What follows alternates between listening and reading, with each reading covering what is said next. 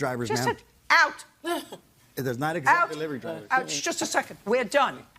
We're done. On a quiet winter afternoon, as the air was cloaked in the kind of serenity that precedes Christmas celebrations, Williams, the diligent delivery driver, was going about his usual routine.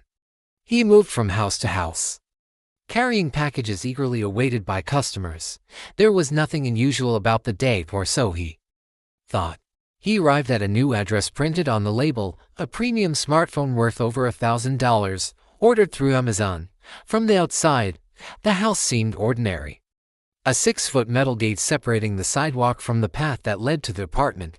There were no warning signs, no beware of dog, no surveillance cameras, not even a visible doorbell. The gate wasn't locked, which led him to Williams stepped in cautiously, holding the package with both hands, his eyes scanning for the correct unit number.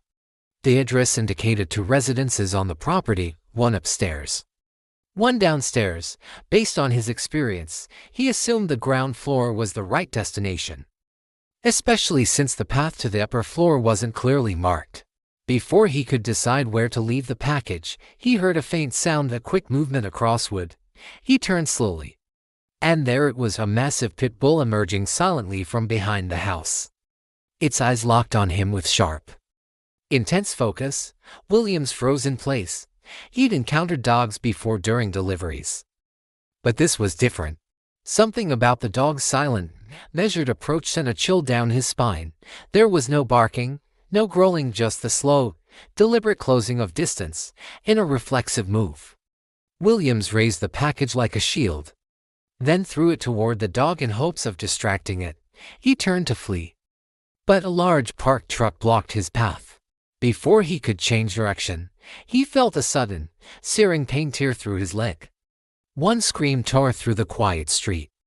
The dog backed off after inflicting its damage, while Williams, limping and breathless, scrambled back to the gate.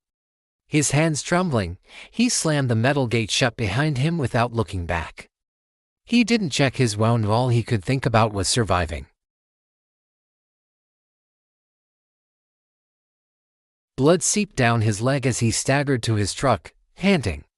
At the hospital, he received medical care, 3 stitches to close the wound, and a rabies shot. No one could confirm whether the dog was vaccinated. The next 10 days were filled with uncertainty, each day stretching endlessly. Would he be okay? Could the injury turn into something worse? There were no clear answers. The dog's owner, a man named Maya, saw the incident from a completely different perspective. In his view, Williams had trespassed. He hadn't knocked, hadn't called, and allegedly ignored a warning sign, one he couldn't even prove existed, but the courtroom had no patience for speculation. The judge, stern and direct, addressed Maya with a firm truth. When you order something to be delivered to your doorstep, you are, in effect, inviting someone onto your property. Having a dangerous dog roaming free is a serious act of negligence, one that cannot be overlooked. Every excuse Maya offered fell flat. Whether it was the supposed delivery protocol, the unverified warning signs, or the claim that his dog had never attacked anyone before, none of it mattered. What mattered was this: the dog bit.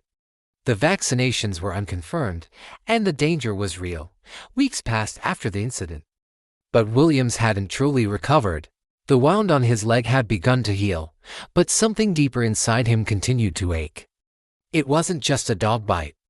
It was a moment of absolute helplessness, the sense of being unsafe while doing a job he thought he understood. I haven't worked since, he told the judge, voice shaky.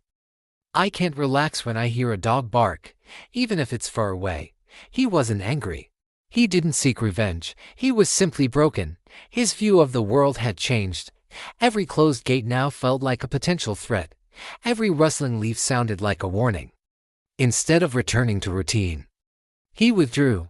He avoided neighborhoods where dogs might be loose. He declined deliveries that required entering yards or walking long paths. The verdict was clear. The defendant shall pay the plaintiff $2,500 in compensation, the judge ruled, ending the session. But money wasn't enough to fix what had happened. That day was not just an unfortunate accident. It was a turning point in the life of a simple man who left home to deliver a phone and came back with wounds far deeper than the ones that required stitches.